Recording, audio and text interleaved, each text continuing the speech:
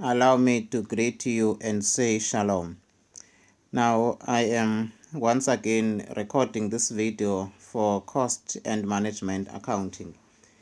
And as usual, or as it is the norm, I prefer to start reading what is required or the requirements before I go through the question. But very important to scan before I go to the requirements is the fact that this question is structured in departments. There is department screens, and there is additional information for department screens, and below that there is a department terminus.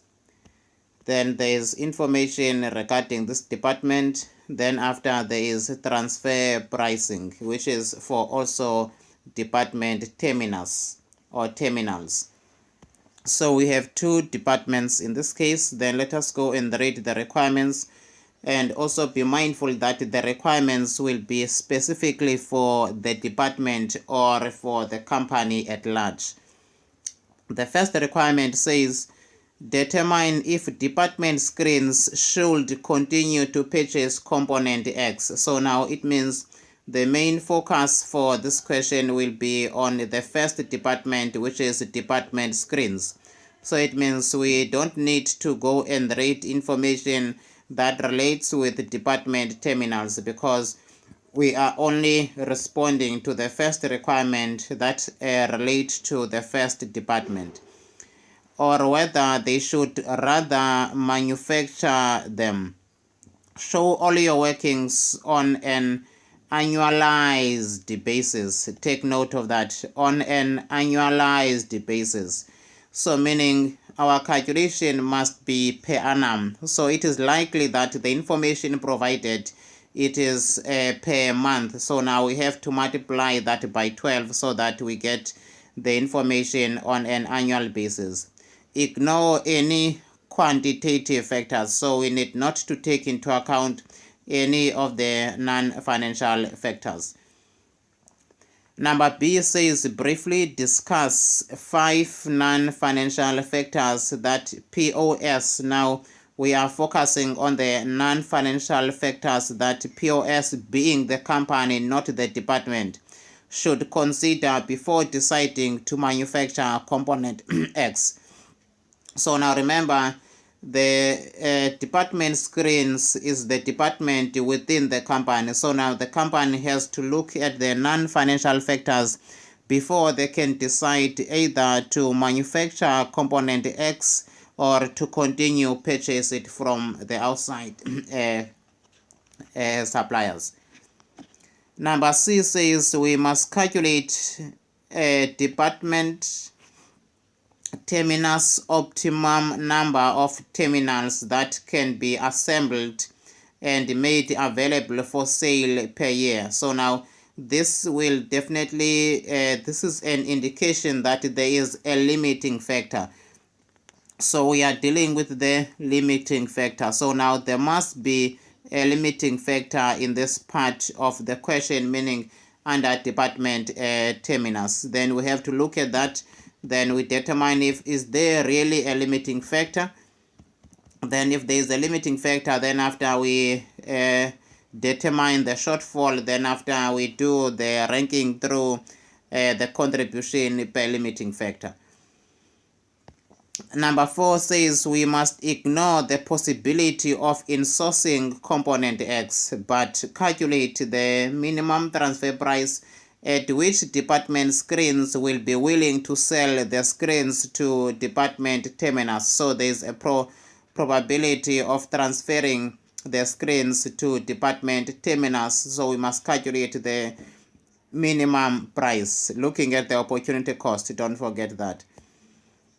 Ignore again the possibility of insourcing. Remember, insourcing, they are referring to manufacturing of component X, because in the first requirement it said department, or determine if department screen should continue to purchase component X, which is buying it from the external suppliers, or whether they should rather manufacture them. Remember, if they manufacture them, therefore now that will be inside insourcing. yes, opposed to what they are currently doing, where they are buying these screens from external. So now we are instructed to ignore that possibility of manufacturing internal. And we are to calculate the minimum transfer price at which department terminals will be willing to buy the screens from department screen. So now previous question was the minimum transfer price, and the second one is the maximum transfer price. So now go back to recap from the first question again, very important to do that. We are to determine if department screen should continue to purchase component X or whether they should rather manufacture them, meaning they should rather insource it, manufactured internally. Show all your workings on an annualized basis. Once again, underline annualized basis. Our calculations must be per annum. And we are to ignore the quantitative factors because they are required in number B. So our main focus is in either to continue buying or purchasing from the external suppliers or to manufacture internally. So now let us just draw a table because we know the structure of what needs to be done. So now we have two columns that are very important, of which the first one will be continue to manufacture, and next another one will be to continue to purchase or to manufacture. So we have our headings, which is continue,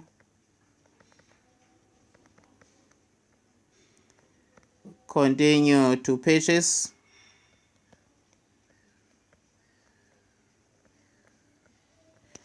or to manufacture it internally.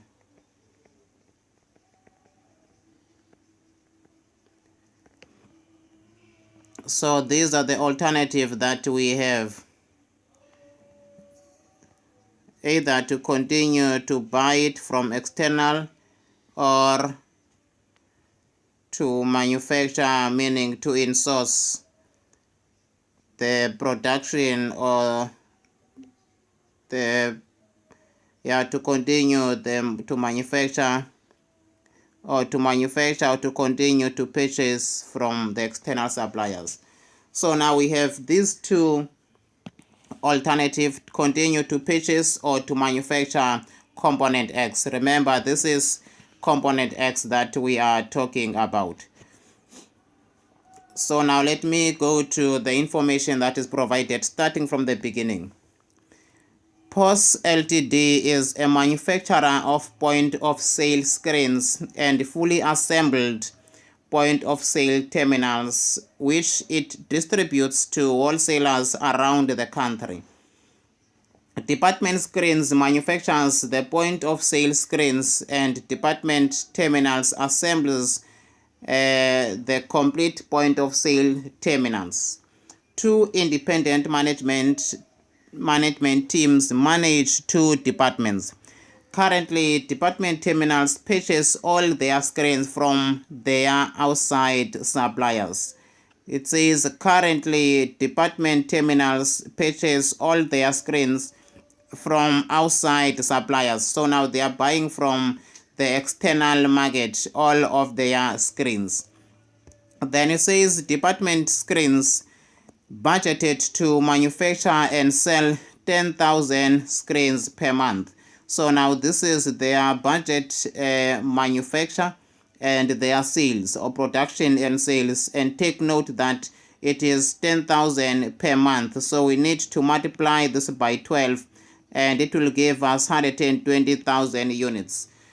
And it says these screens or these 10,000 screens is the maximum manufacturing capacity. So now that means the company is maximizing or is operating at 100% capacity.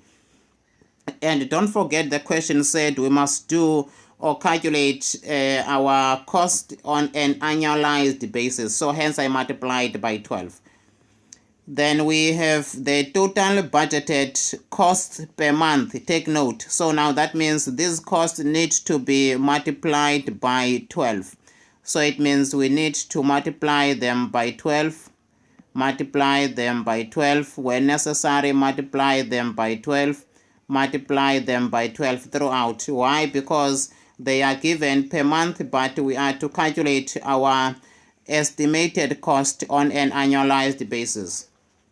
So now we have direct raw material, which is material other, 7.4 million per month. Remember, we still have to multiply this by 12. We have direct raw material component X. Remember, this is the component that they want to insource, not everything. Only component X that they want to insource, meaning they want to manufacture internally.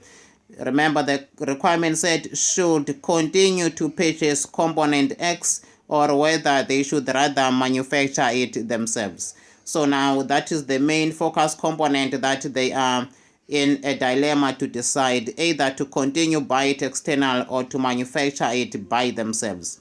600,000 is the cost to manufacture the full 10,000 units.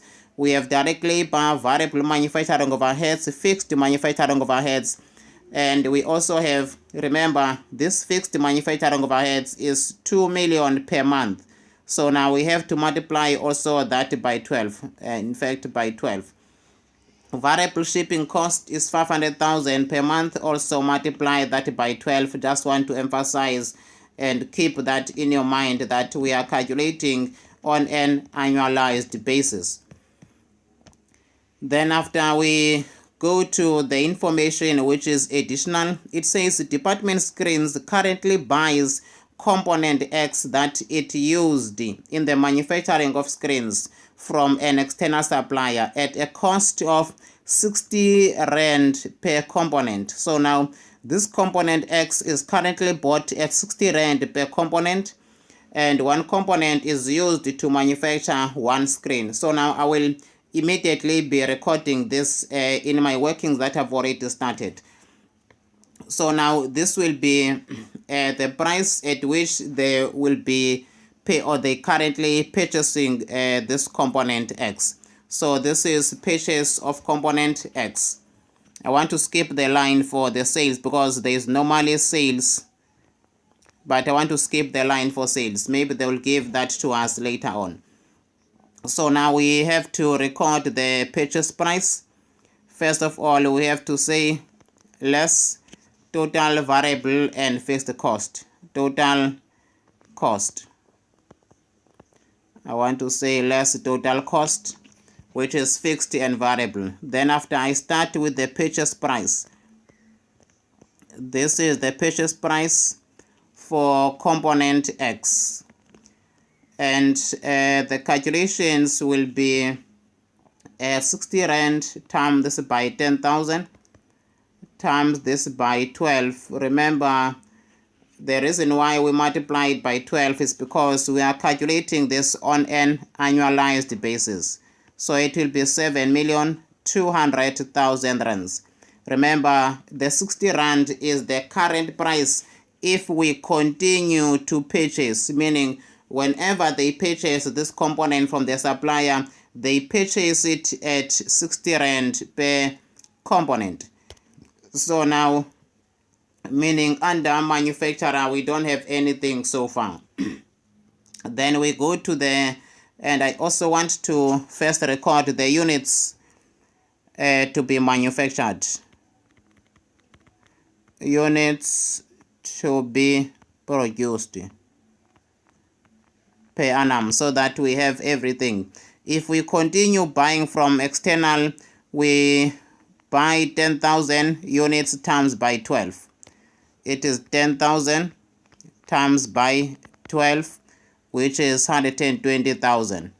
I'm writing this because there is something that I will go straight to it. You will see it now. Now, we have noted the first additional information number 1. Now, when I come to additional information number 2, I want to start with the last bullet point because it's very important. I don't want to repeat everything. I want to go straight to the last one, which is number 8, which that I know that is very important to begin with. It says Department Screens currently sells all the 10,000 screens to the outside market at a selling price of 2,000 per screen. So now this is the selling price. They are currently selling it at 2,000 per screen, and they say in order to have sufficient capacity to manufacture component X, department screen will only be able to manufacture 9,500 screens. Now remember, when they are buying this component X from the external supplier, they buy 10,000 units per month, which is their maximum capacity. But now they say if they manufacture component X by themselves, they will not have enough material to manufacture this component X. So now there will be a reduction in the production capacity, meaning they will no longer manufacture 10,000, but they will manufacture they will no longer buy and sell 10,000, but they will manufacture 9.5 thousand, which is per month, don't forget. So now we have to multiply this by 12. It will give us 114,000 units, meaning their annual production will be 114,000 as opposed to the 120,000 if they buy the component from the external market. So now we have different number of units. So that's why I did what I did, where I have to show you that we only have 114 units that will be manufactured per annum, which is 9,500 times this by 12. Meaning if they manufacture by themselves, they will manufacture only 9.5. But if they continue to purchase from the external supplier this component, therefore now they will be buying it at a total of 120,000 units per annum. Now we are also given in the last bullet point, which is number 8, we are also given the selling price that I wanted to start with. Hence I started with this one. The selling price remains the same. Either they buy this component from the external market or they decide to manufacture. It still remains at 2,000 rands per screen. So now we have to record the selling price. In this case, it will be 2,000 times this by 120,000, or times this by 114,000 rands. So now this will be our selling price to be recorded. 114 times this by 2,000 rands per unit.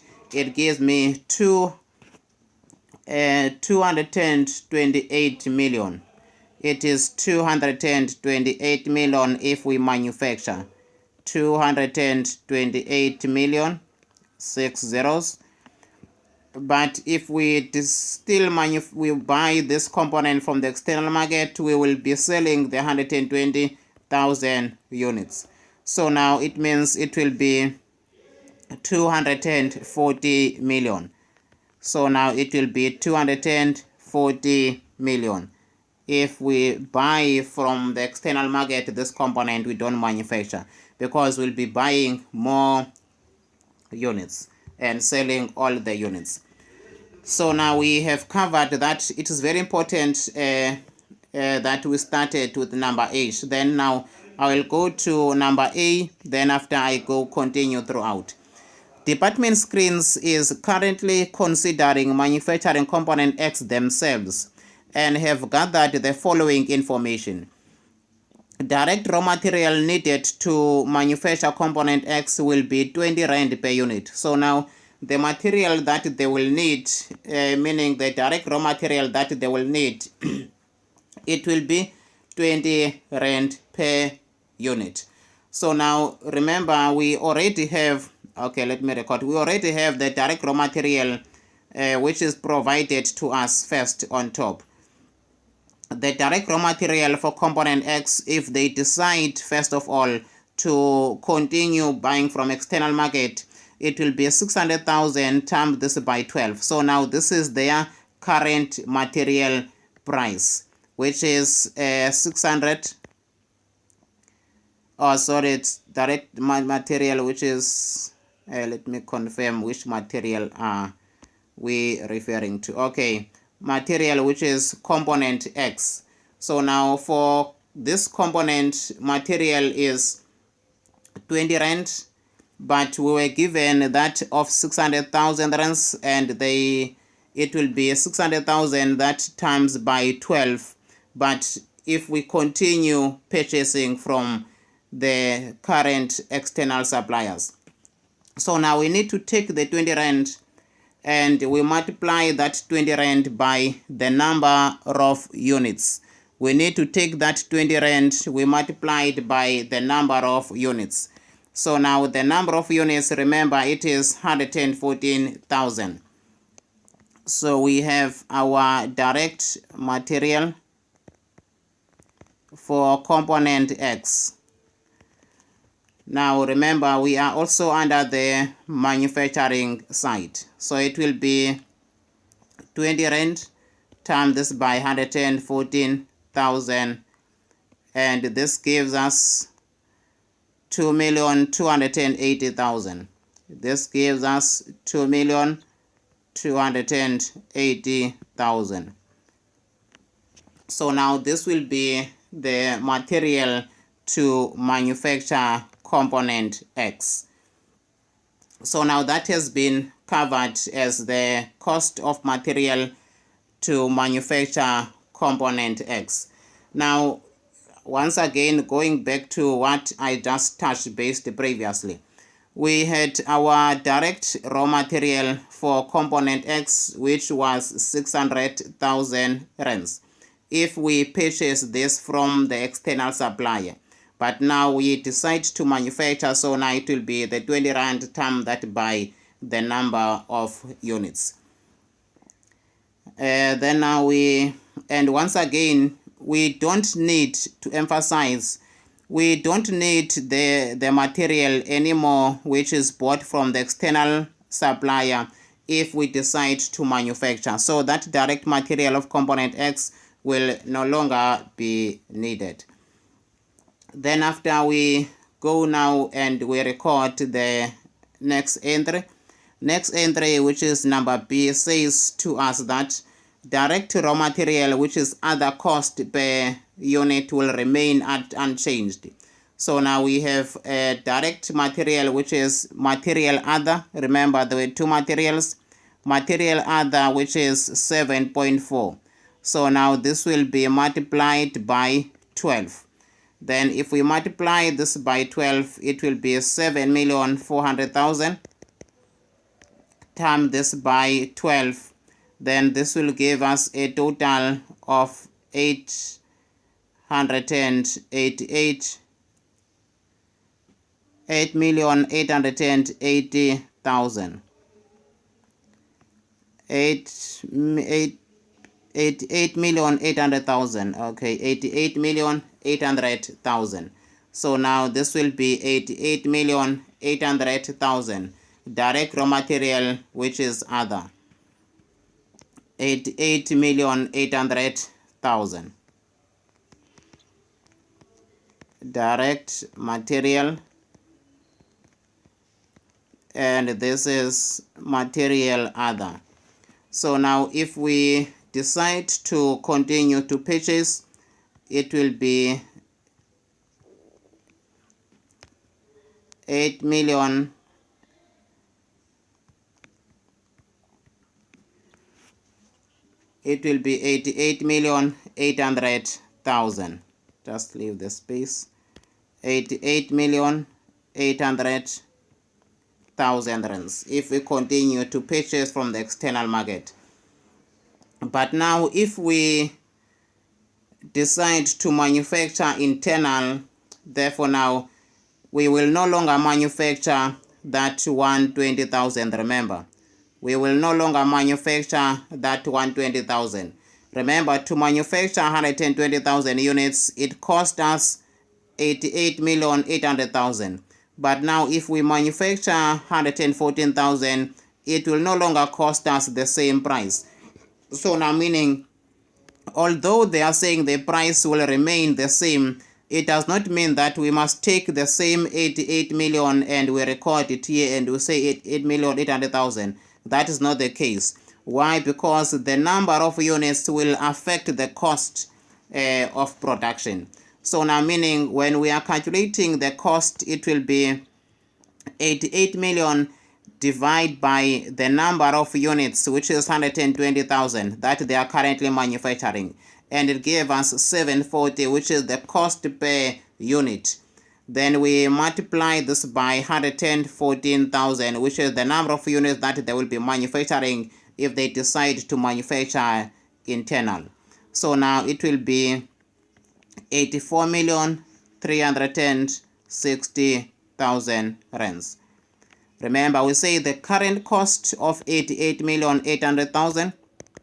We divide it by the current number of units if they purchase from the external suppliers. It gives us the cost per unit.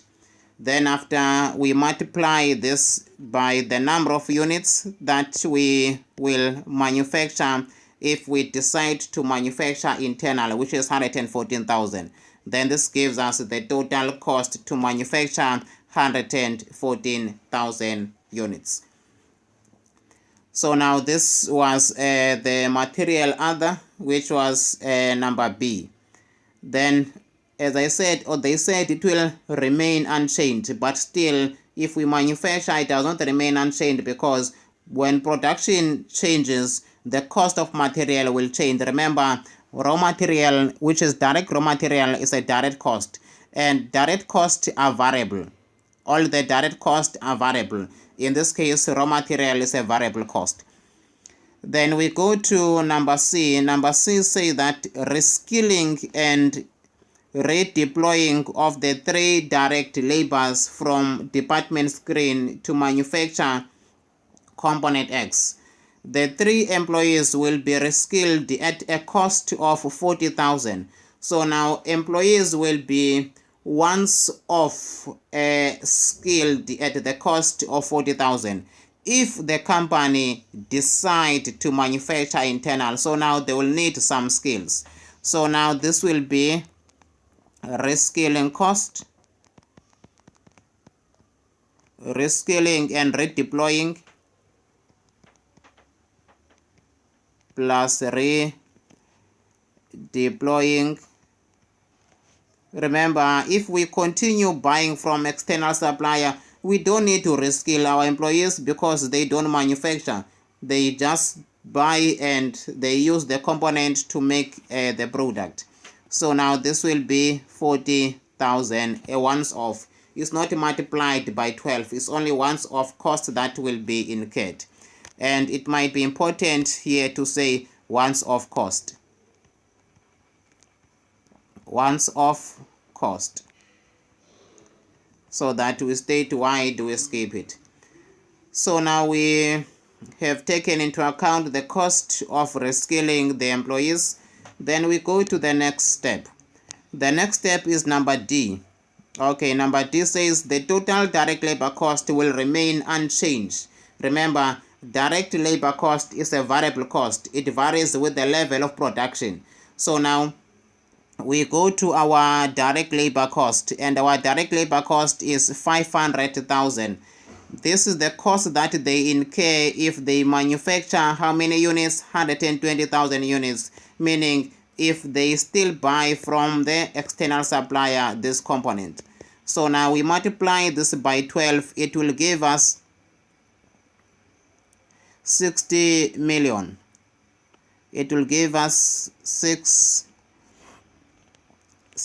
million. It gives us 60 million, and this is 60 million, which is the cost that will be incurred to manufacture 120,000 units. Total direct labor cost. Direct labor cost. Here it will be 60 million. Please do show the workings. I just don't have space to show the workings, but I do show you how I get to the figures. So now, for us to reach to the cost of labor under the case if we manufacture, it will not be 60 million. Why? Because 60 million is incurred in order, or is incurred if the company manufactures 120,000 units per annum. But now if they manufacture, they will no longer incur 120, but they will no longer manufacture 120, but they will manufacture 114,000. So now, although once again they say that the direct labor cost will remain unchanged, it does not mean it will remain unchanged, meaning it will be the same 60 million here. No, that's not the case. 60 million is not the correct answer, because 60 million was based on the production of 120,000 units, not at 114,000 units. So now we need to adjust our cost based on that 114,000 units. First of all, remember, variable cost per unit remain the same, that is at first year level. So now if you say the total cost of 60 million, we divide this by 10,000, it gives us 6,000 per unit. So now if this is per unit, then we know that variable cost per unit remain the same. So now, meaning they are fixed, we can multiply this variable cost, which is fixed, by the number of units that we want to manufacture. If we manufacture internal, which is 114,000. Therefore now it means our direct labor cost will be, okay, let me confirm that.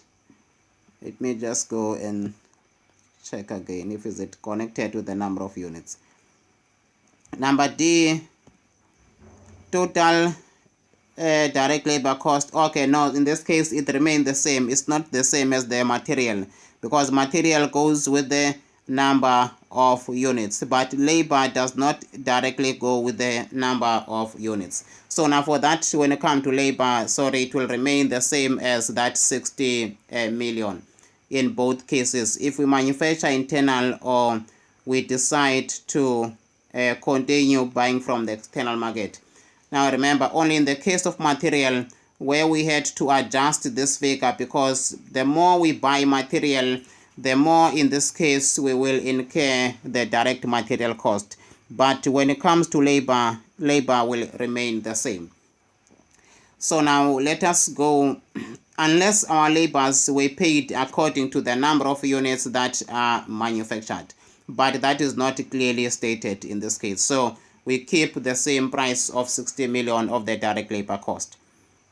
Apologies for that, I just explained in my initial understanding. Variable manufacturing overheads for component X will be 10 rand per unit. So now we go to the variable manufacturing overheads of component X. Therefore now we go to the variable overheads.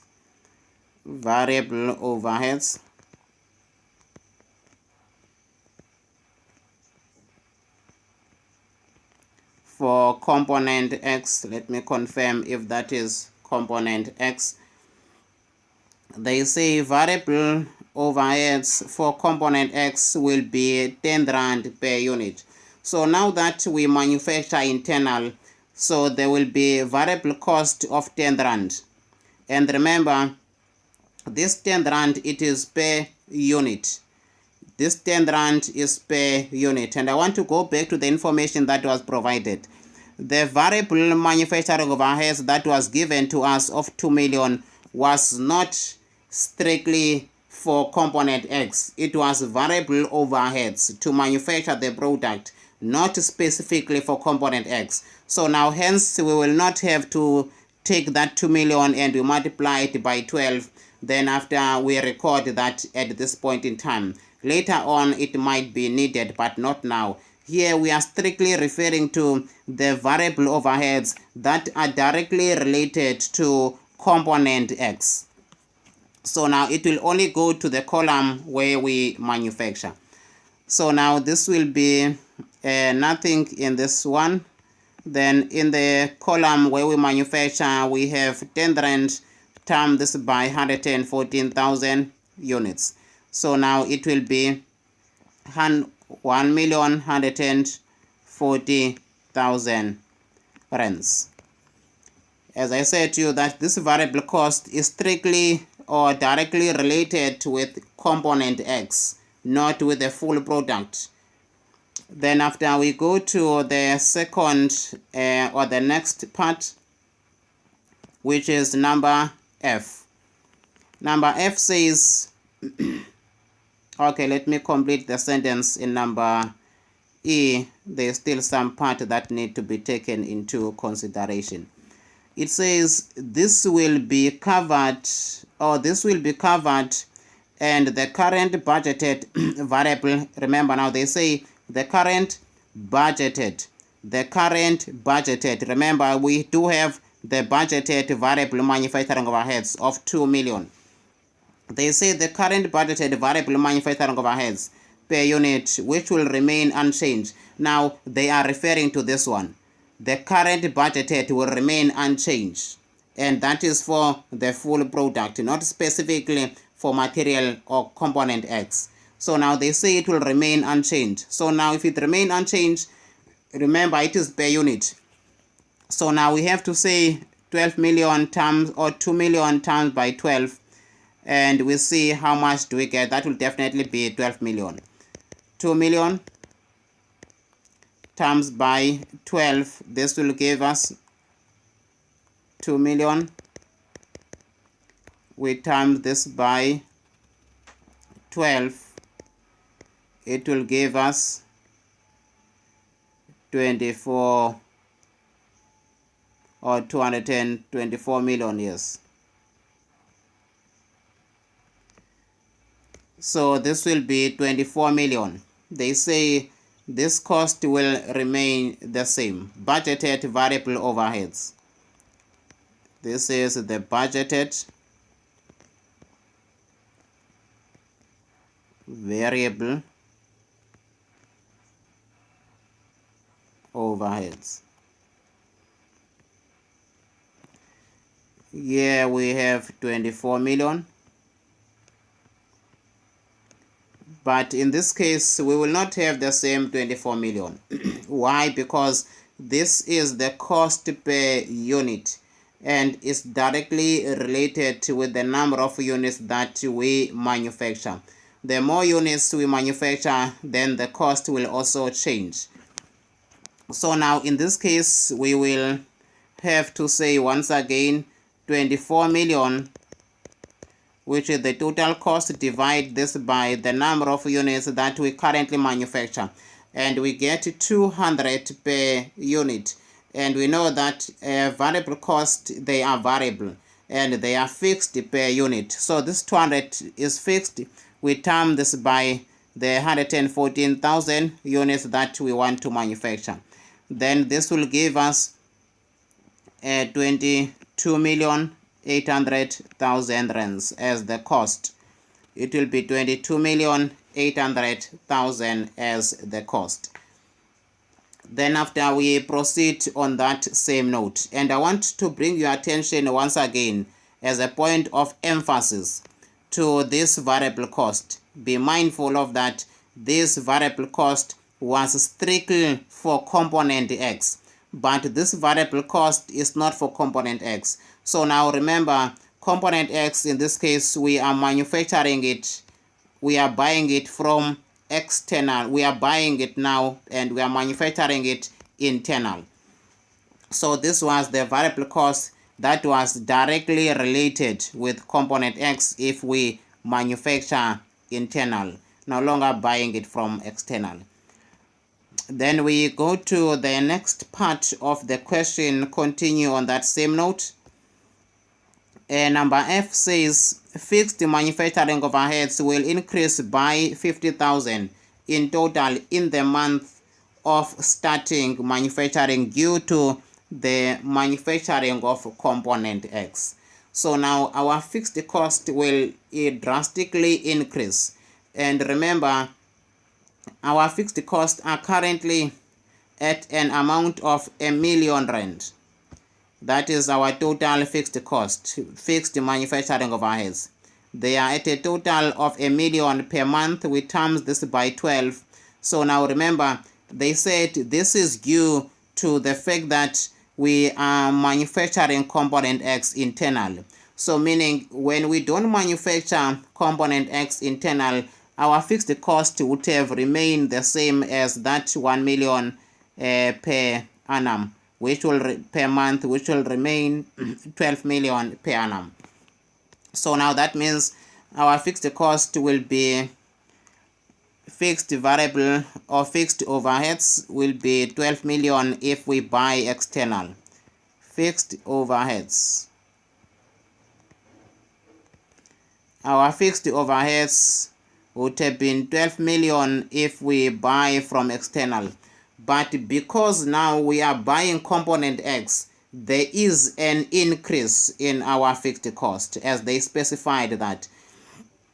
They said fixed cost will increase by 50,000 in total in the month starting manufacturing due, meaning because, or the reason of the increase is because of the fact that we manufacture component X. So now that means the impact of the increase is due to component X. So now that means we have to say again now 50,000 times by 12. Then after we said 50,000 times by 12, it becomes 600,000. It becomes 600,000 plus 1 million or plus 12 million. This becomes a total of 12,600,000 rands. If we wanted, we could have just added the two and say 1 million plus 50,000, because they said fixed cost will increase by 50,000 in the month starting the production. Times this by 12, it should have given us the same 12,600,000 rands. As I said to you before, please do show all the workings so that the examiner can see where you did your calculations. I just show you how to calculate, but I don't write them down due to the space constraints. Is because of the limiting factor, which is the space in this case, space being the limiting factor. Number G says variable shipping cost per unit will remain unchanged. So now our shipping cost will remain unchanged. However, our shipping costs are directly related with the number of units that we manufacture. The more units we manufacture, there obviously will be more cost of shipping these products. So let us check our shipping cost. Our shipping cost, which is variable, is 500,000 per annum. We still have to multiply this by 12. We have 500,000 times this by 12. It gives us an amount of 6 million. It gives us an amount of 6 million. Remember, variable costs vary with the level of activity. So now the 6 million is the cost to manufacture 10,000 units if we purchase from the external suppliers. But if we decide to manufacture internal, we're no longer going to be able to manufacture the full 10,000, but 9.5 per month. Shipping cost, it will be a total, as I showed you, that 6 million will be the price, or will be the cost. 1, 2, 3, 4, 5, 6. Now we need to determine the variable cost. 6 million divided by 120,000. So this gives us 50 rand per unit. Then we say how many units do we want to manufacture internal is 114,000. So we multiply this by 114,000 in order for us to get 5,700,000. 5,700,000 rands. So now this will be the total cost of shipping. So now after this has been taken into account, I think we covered all that was necessary for us to cover in this exercise. Because we have already done the selling price, number G, and we have taken into account the number of units, and we've been consistently applying that throughout the question. So now that this has been covered, then I can calculate my total cost, draw the line, calculate all my total expenditures and draw the line and calculate all my total cost. If we continue to buy from the external supplier, where we buy 10,000 and sell 10,000, we have the cost of 72 or 7,200,000 plus 88,800,000 plus 60 million plus 24 million .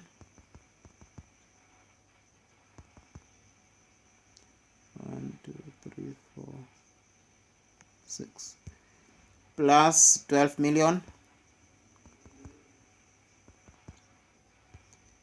plus 6 million.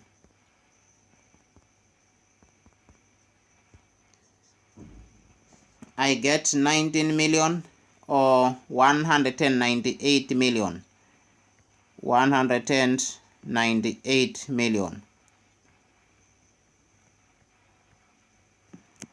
Then now if we manufacture internal, let us check how much will be the total cost. I have 2,280,000 plus 84,360,000 plus 40,000, the ones of reskilling of employees, plus 60 million plus 1,140,000 plus 22,800,000 plus 12,600,000 plus 5,700,000. This gives me 188,920,000. 188,920,000 minus 228 million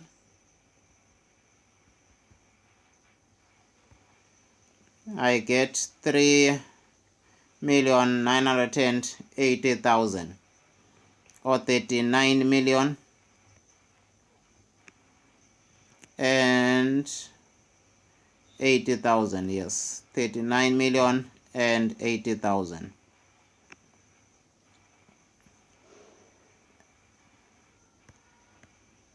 Then I go to the last difference, 240 million.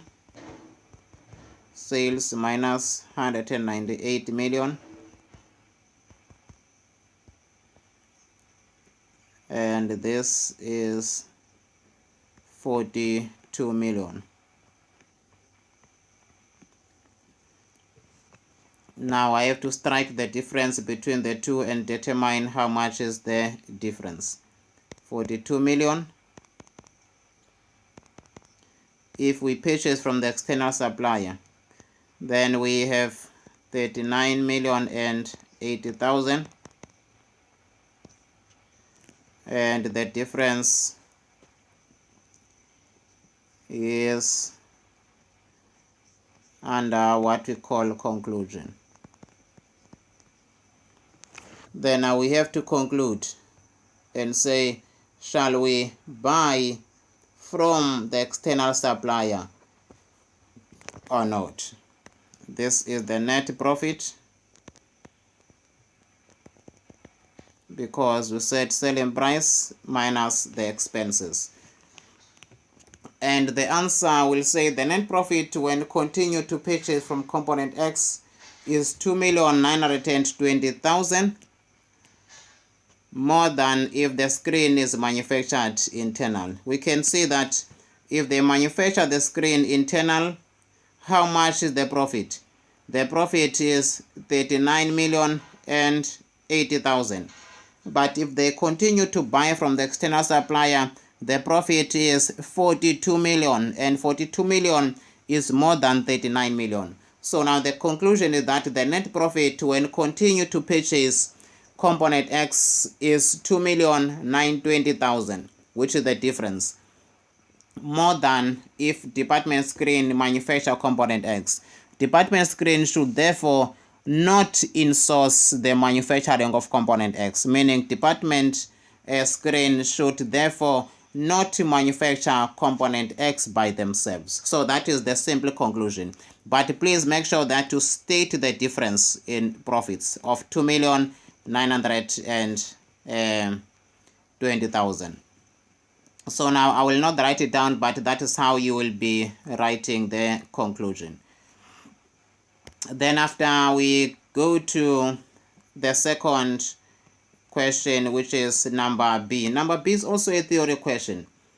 And when it comes to theory, I normally don't write them down. I will just say or state what should be done. In number B, we are to briefly discuss the 5 non-financial factors that POS or POS LTD should consider before deciding on the manufacturing of this component, which is component X. Now, the first question or the first thing that they should consider is the quality. Will they be able to manufacture component X at the same quality as that of the external supplier? That's what they should consider first. Second is the impact of reskilling on direct labors. Do they want to be reskilled, meaning do the employees need to be reskilled in order for them to manufacture this component internally? And we have already seen that they do need to reskill or upskill their employees. It was one of the bullet point. And their reskilling cost, remember, reskill at a cost of 20,000. So that's another thing that they need to consider. If do they need to reskill their employees? Then another point that must be taken into account is the impact of reduced screens available for sale on their current customers. Will they be able to supply, in other words, the question will be, will they be able to supply their customers, or will they be able to manufacture 10,000 units per month? They should consider if can they be able to manufacture according to their current capacity. And the answer in this case was no, because they are not able to manufacture as they initially used to do. And that will impact their customers. But it's something that they have to consider. The case of the units, will they be able to manufacture up to the capacity of 10,000 per month to continue satisfying the demand of the customers? Then the next one will be, will the discontinuing of the purchase of component X have any impact on any of the supplier relations? So now if they discontinue buying from their supplier, will that impact their relations with one of their suppliers? So they should also take that into consideration. Then the last one will be, will the manufacturing of component X provide POS with the other business growth opportunities? So now if they decide to manufacture this component by themselves, will that provide the business with the opportunities to grow? Because if you just manufacture and the business still does not grow because of the decision you have made, that will be the bad decision or the bad choice that the business would have taken.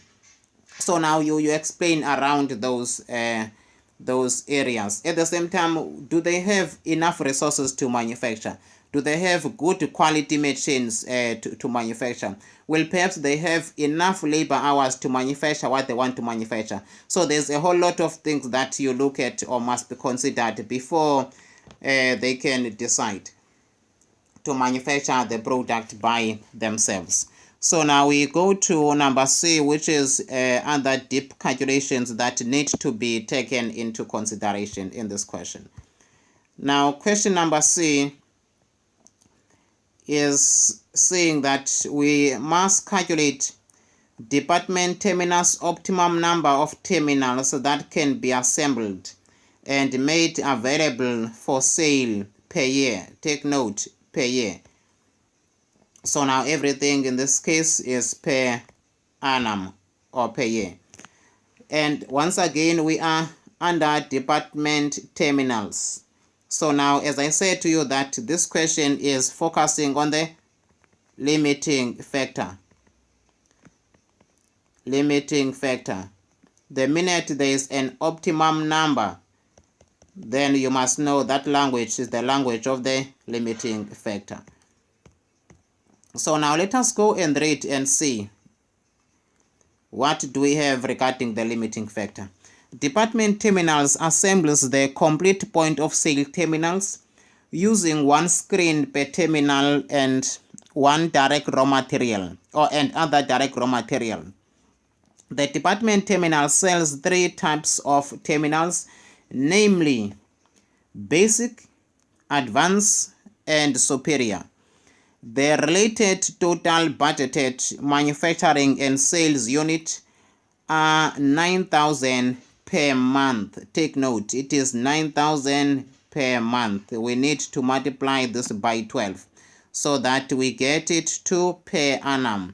So 9,000 times by 12. Remember, so far 9,000 times by 12, I get 108,000. That will be the per annum in the ratio of 3:1:2 sales ratio. The manufacturing and the sales units occur evenly throughout the year. That means we have the right now, if they say evenly, meaning they manufacture the same 9,000 every month. Evenly is the same throughout the year. Then they say the department uses an absorption costing system for planning and control purpose. So now that is absorption costing system. And I want to first split my units in this case in the ratio of basic. Remember, 3 will be for basic, 1 will be for advanced, and 2 will be for the superior product. Let me first identify my products first. Let me identify my products and calculate the number of units. Basic, advanced, then after we have superior. Under basic, it will be 108,000 times this by 3/6. Remember, the ratio is 3:1:2. 3/6. I want to know the number of units. 108,000 times by 3/6. This will be half. So now this will give us 54,000 units that they manufacture for product basic. 108,000 times by 1/6. It will be 18,000. These are units. Another one will be 2/6 times by 108,000 and 2/6 equals times this by 108,000. Just to confirm, 108,000 times by 1/6, 108,000 times by 2/6,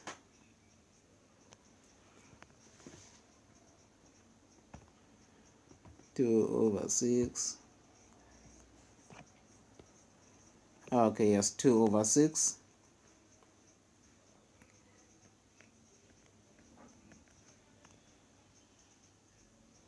108,000 times 2/6, 36,000. Don't know what I did previously. So now these are the units that are expected to be manufactured over the full year period. Then after, now we continue on that same note, and it says that the manufacturing and the sale of units occur evenly. Yes, the department uses an absorption costing system for their planning and their control purposes. Now we are given the selling price per unit. The standard per unit is as follows. Selling price, prime cost. Remember, prime cost, it is direct material and direct labor.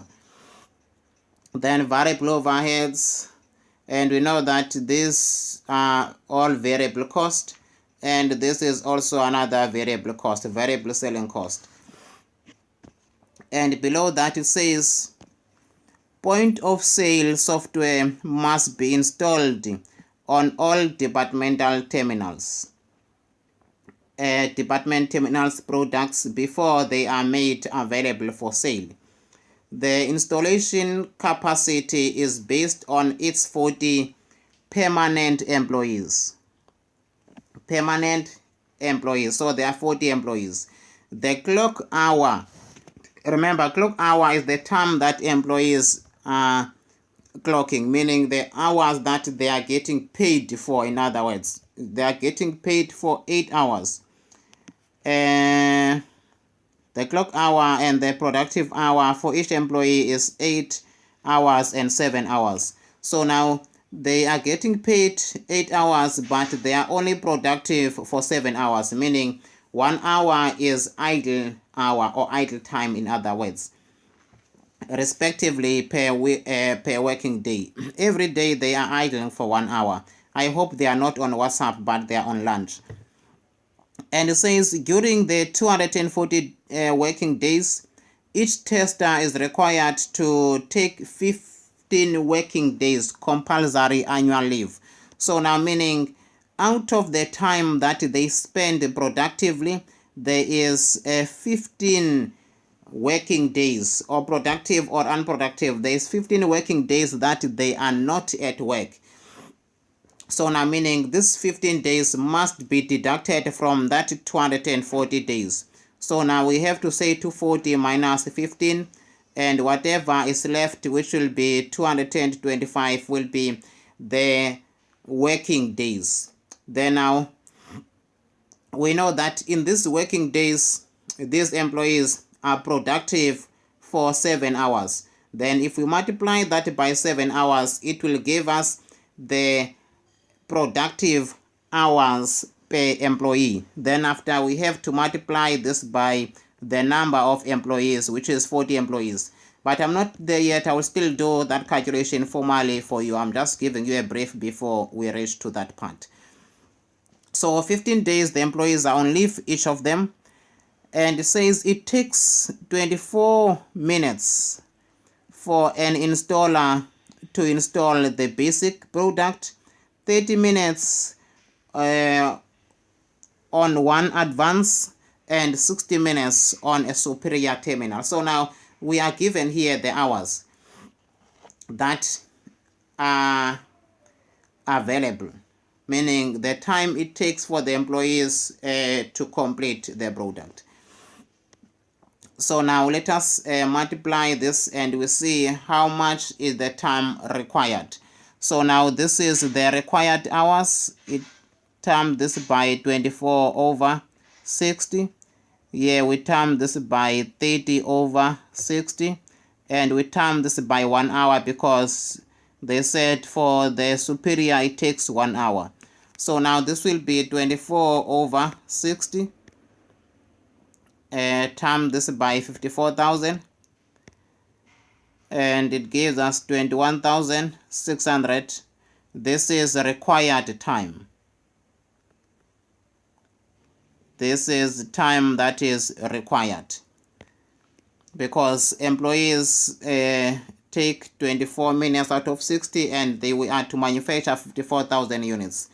Then we say 18 times by 18,000 times by 0.5, which is a half. It gives us 9,000.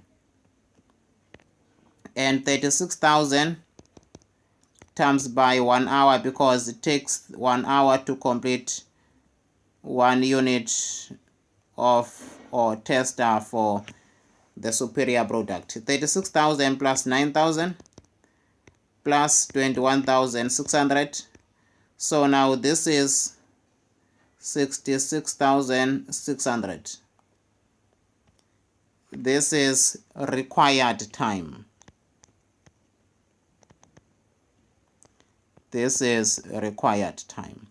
Then if this is the time required to manufacture the number of units that are stated in this column, then now the question is, how much time is available? Remember, time available is exactly from the paragraph that we have just done.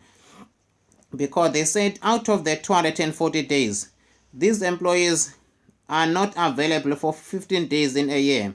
And out of the 8 hours that they are getting paid for, 7 hours they are productive, 1 hour they are idling. So now how much time is available? That's what we need to know. So now we have to calculate available time or time available. We want to know time available. Then now under the available time, we need to know how many days is this company working for the full year. So now working days per year, we need to know how many days are they working for the full year. And we know that they are working 240 days. Working days per year, they are working 240 days. They are working 240 days. Then out of the 240, we have leave days.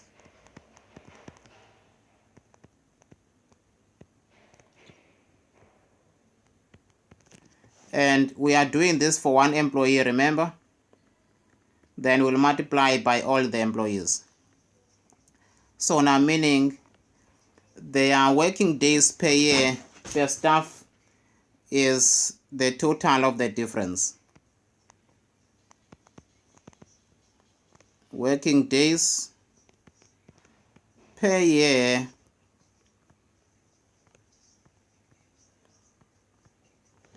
per staff or per employee. It will be 240 minus 15, it will be 225. So now these are the working days. And now out of these working days, these employees are not productive the full 8 hours that they are getting paid for. They are only productive for 7 hours.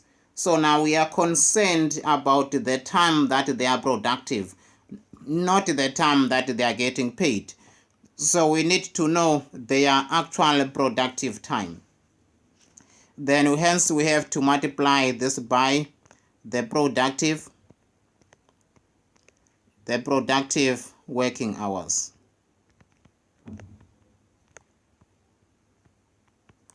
And their productive hours is 7 hours. So now for each of the days, which is 225 days, these employees are productive for 7 hours for each day. Hence now we say 225 times this by 7.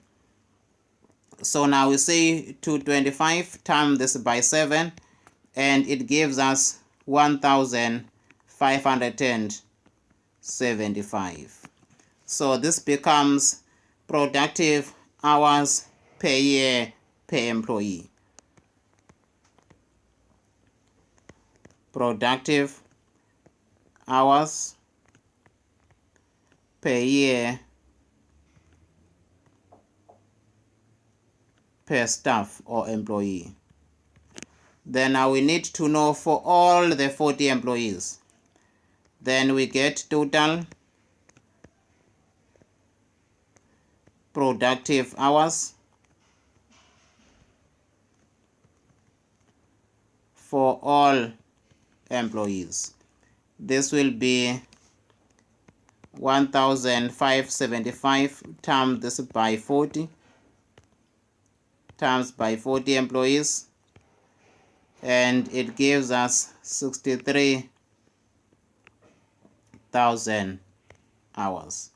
So these employees are only productive.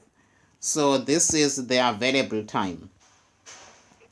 And we can see that the available time of 63,000 hours is not the same as the required time of 66,600. So there must be a shortfall. So we say minus 66,600. This gives us 3,600 as a shortfall. So now this is what we call a shortfall. Or let me just say here times by 40 so that I can erase this part.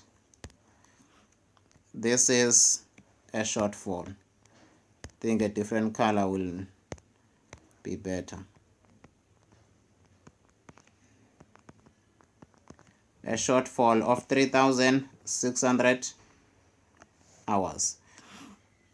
So we are running short of 3,600 hours. So now the minute there's a shortfall, we know what to do. First step is to calculate your break-even point. Or in fact, calculate your contribution, not break-even point. Now I'm thinking of the break-even point. Now we have to calculate our contribution per limiting factor. Then after we do the rankings. So we still do have the three products, which is basic, advanced, and the last one is superior. We need to know the selling price first per unit. Then we subtract all the costs that are variable. Selling price 4.5, 6,000 and 10,000. 4,500, 6,000 and 10,000.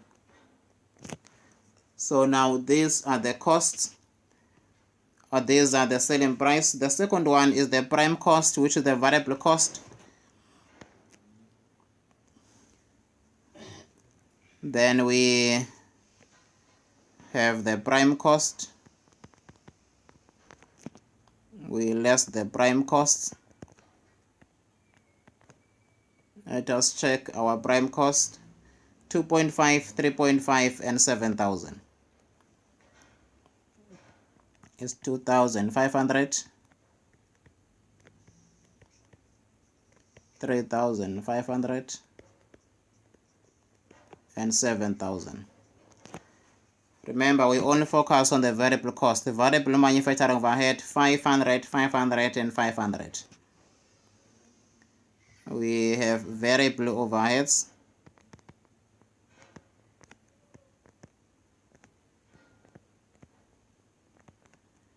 And they are fixed 500, 500 and 500. We need to look for another variable cost, which is variable selling cost 15, 20 and 25.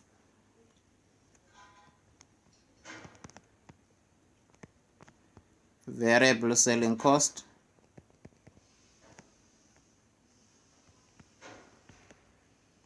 15, 20 and 25.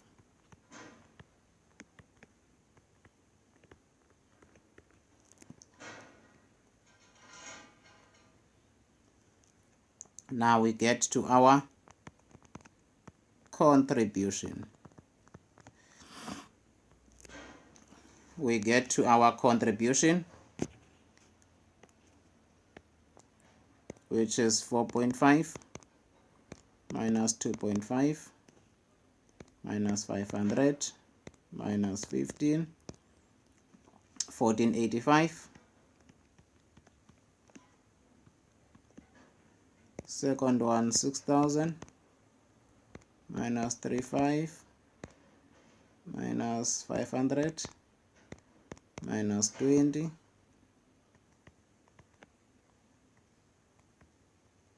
1980. Last one, 10,000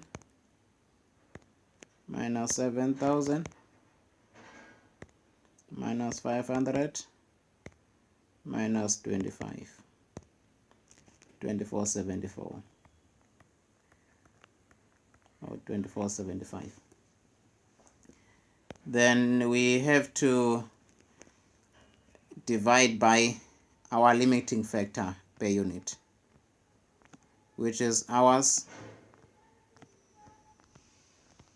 per unit.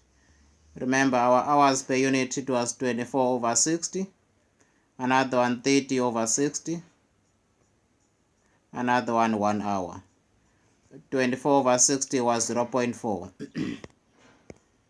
24 over 60, 24 minutes out of 60 is 0.4. The next one is half, because 30 over 60 is half, 0.5. Another one is 1 hour. Then after we get to our contribution per limiting factor, we get to our contribution per limiting factor.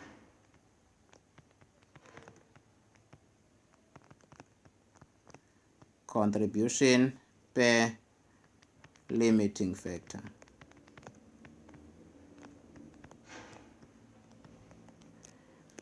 And our contribution per limiting factor is 1485 divided by 0.4,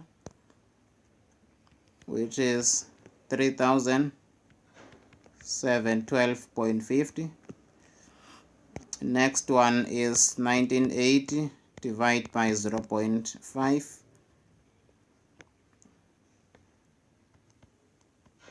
It is 3,960. I don't know why this is jumping. Another one will give us the same figure, which is 2,475. So now the only thing that need to be done is the ranking, which I should be doing that on the next page because of the limiting factor being the space.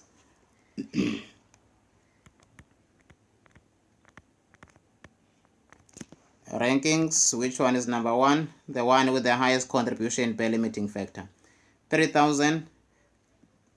So we have 1 here, rank number 1, and rank number 2, and this will be ranked as number 3. So we have 1, 2, 3. 1, 2, and 3. Basic, advanced. So now our ranking is done. Then the minute the ranking is done, now we can immediately allocate our resources that are limited based on the ranking. Then now we do allocation, where we say available hours first. We need to know the hours that are available. Hours that are available is 63,000 hours. Available for all products. I want to specify that. For all products, 63,000 are the hours that are available. Remember, the ones that were required were 66,600, but what was available is 63,000 hours. So now we need to share what is available according to the rankings. Then we do allocation. We allocate the hours according to rankings. Allocation to product advance. We allocate to product advance. Then the question, how many hours does product advance require? It was 3,900 ranking. It was the first one to be ranked. How many hours is 9,000? So now we first allocate. Do we have 9,000 hours available? Yes, so we deduct 9,000 hours. So now it means this product will take all the hours that it needs. 63,000 minus 9,000, and this gives us 54,000 hours that are left.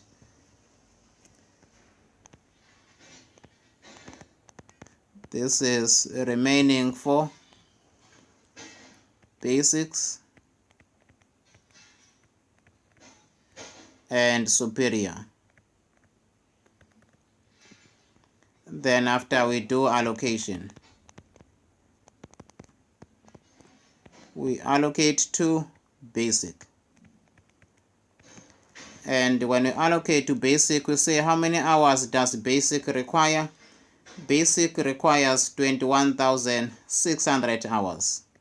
Do we have those hours available? Yes, we have more than available, 54,000. So we say 54,000 minus 21,600. Then we'll be left with 32,400 hours. Then this hours is available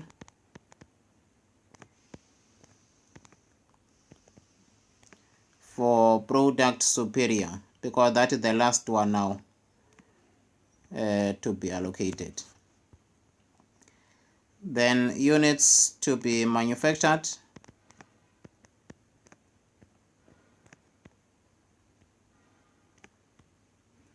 The question is how many units can be manufactured out of the available hours. How many units can be manufactured out of the available hours? So now that will be 32,400 hours. Remember, we are dealing with hours. Divide by the number of hours it takes to complete 1 unit of product superior, which is 1.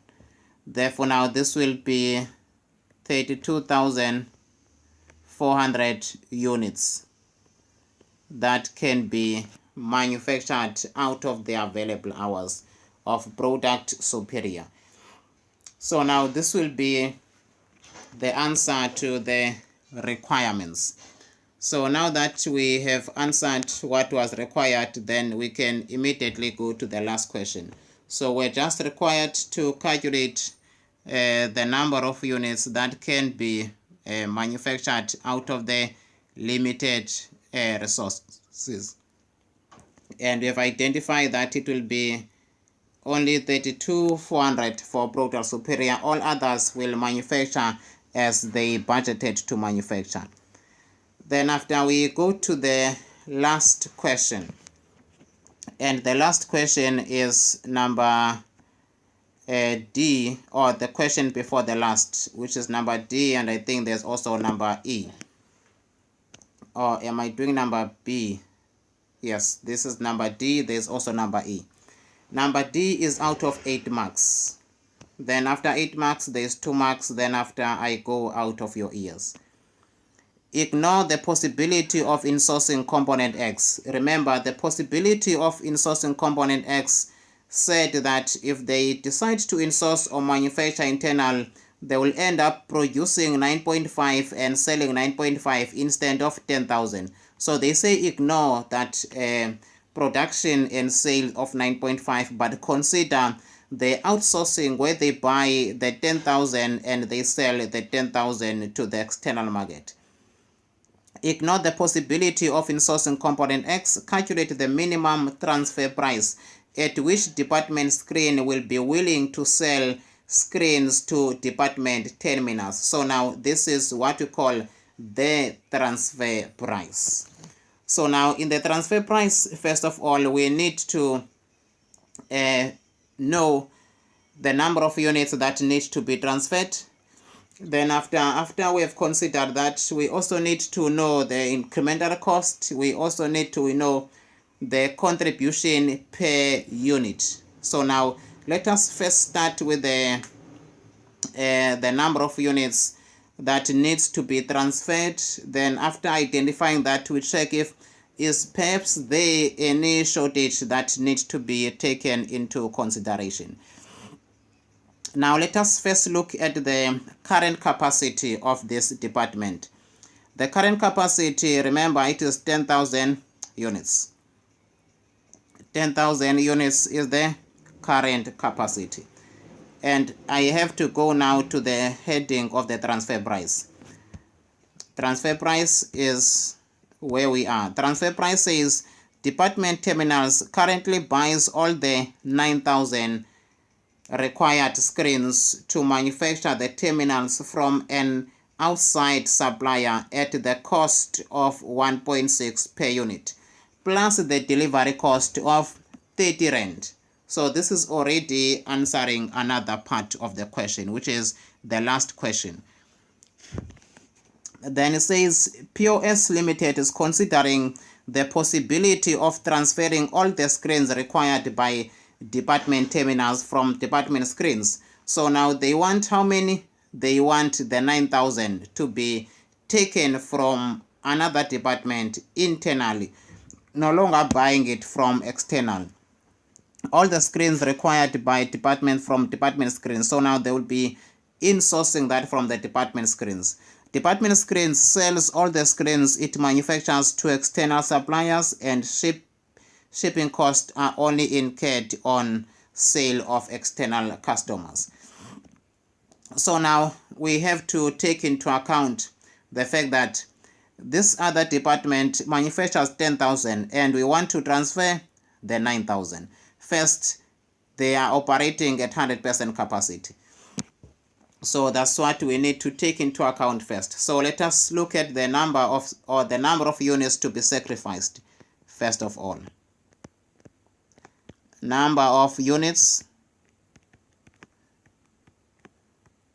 to be sacrificed. How many units need to be sacrificed? Current capacity is 100% and maximum capacity is also 100%. Maximum capacity is 10,000 and this 10,000 is at 100%. A number of units that are sold to the external market. This department sell all their 10,000 units to the external market. So we need to know the number of units sold to external market.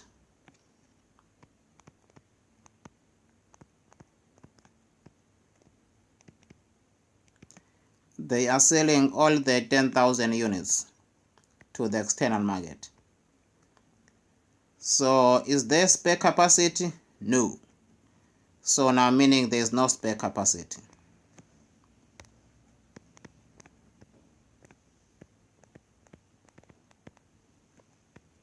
Then after now we have to take into account the number of units to be transferred. Number of units to be transferred. The number of units that need to be transferred is 9,000.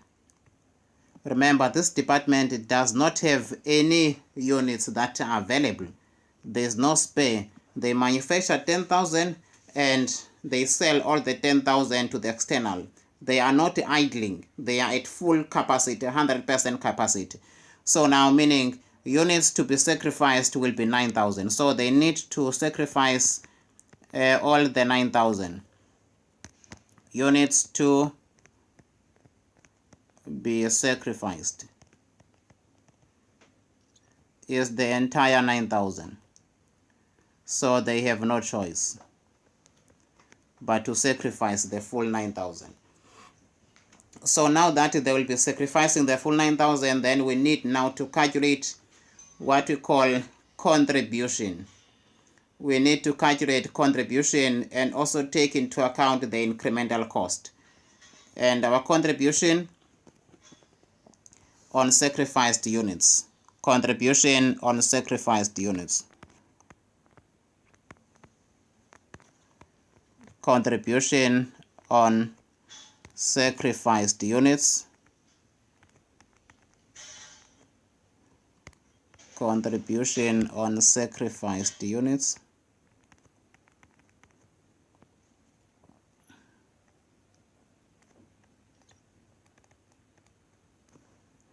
we need to know the selling price,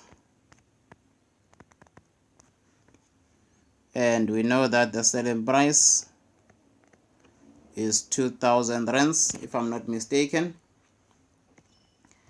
The selling price for department screens, because this is department screen that will be compromising their units, the selling price for department screens is 2000 rands, and department screens is the one that will be compromising their maximum capacity of 10,000 by sacrificing 9,000 units that they usually sell at 2,000 rands. Therefore now they'll be selling them to the internal department, and these are the costs that they use to incur, and we need our contribution per unit, not in total, not for the 10,000 units, but we need it per unit.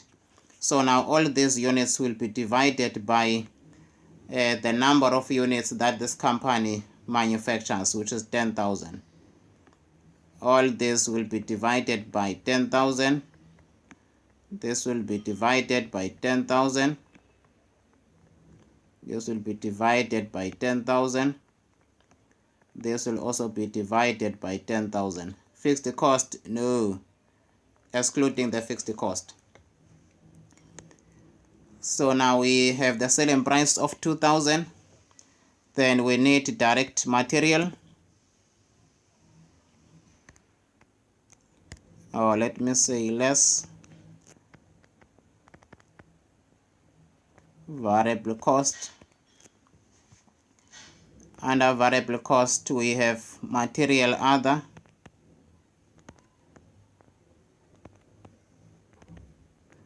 direct material other, and this will be 740. Obviously whatever we divide by 10,000, the 3 zeros will go, 3 zeros will go, 3 zeros will go, 3 zeros will go, and the 4 zeros will go, not 3, 4. 740, 60, 500. Another one will be direct material for component X, which will be 60 rand. Another one will be direct labor, and direct labor will be 500. Then another one will be variable overheads. The variable overheads, I'm not sure how much was that. Oh, it was 2 million, then it will be 200 rands. It will be 200 rands. Another one must have been the shipping cost, which is the variable shipping cost. Shipping cost will be 50 rand. Shipping cost is only when you sell external. I want to change the color for this one. Shipping cost will be 50 rand. I want to bring your attention to these incremental costs, and I want to split them because shipping cost is when you sell external. It's not an incremental cost. 740 plus 60 plus 500 plus 200, we have 1,500. Then we draw the line, then this gives us 1,550. So our contribution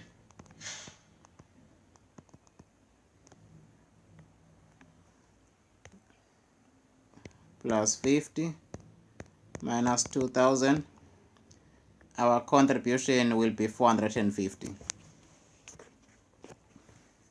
Then we need to determine what we call total contribution sacrificed.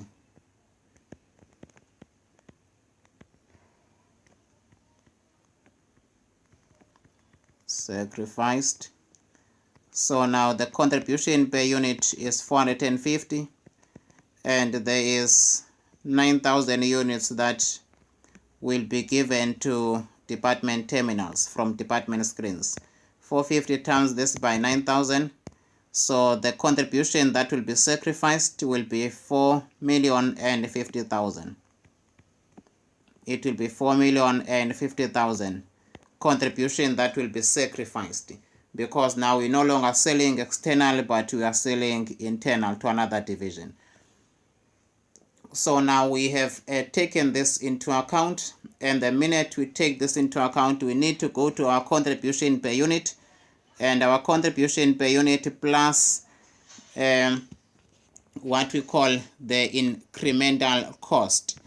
And our incremental cost, as I said to you, that our incremental cost is 1.5. Our incremental cost is 1.5.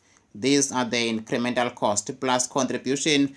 This will give us what we call the minimum transfer price.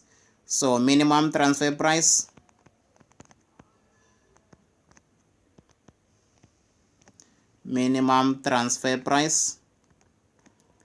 will be incremental cost per unit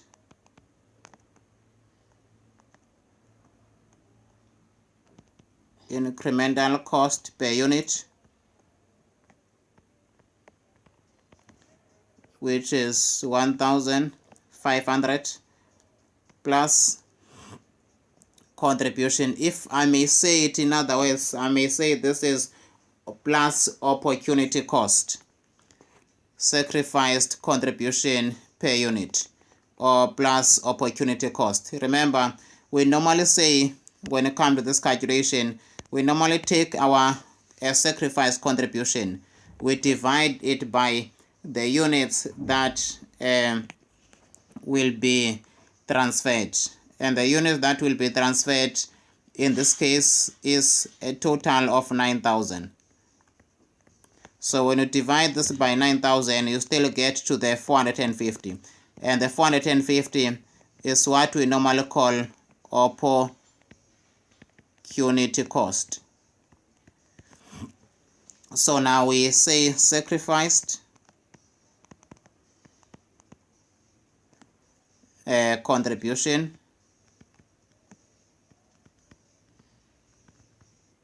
per unit.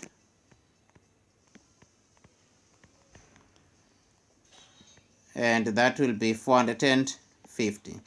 So now the minimum transfer price becomes the sum of the two. Divide by 9,000 plus 1,500. This is 1,950. So now this is minimum transfer price per terminal.